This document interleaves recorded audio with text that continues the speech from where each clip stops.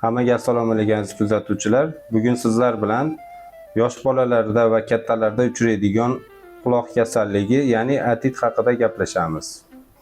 Otit o'zi nima? Otit bu quloqning yestahinayining yallig'lanishi hisoblanadi. Otitning asosiy sabablaridan biri bu yuqori nafas yo'llarining infeksion kasalliklardan so'ng kelib chiqadigan asorat hisoblanadi. Otitning asosiy belgilari: quloqda tez qattiq og'riq bo'lishi, tana haroratining ko'tarilishi, ovoz eshitishning pasayishi bu asosiy sabablardan biri.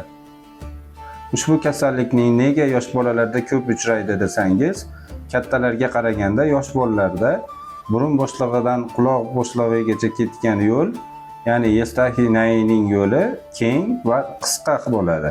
Shuning hisobidan kattalarga nisbatan yosh bolalar tez ushbu kasallik bilan og'rib turishadi.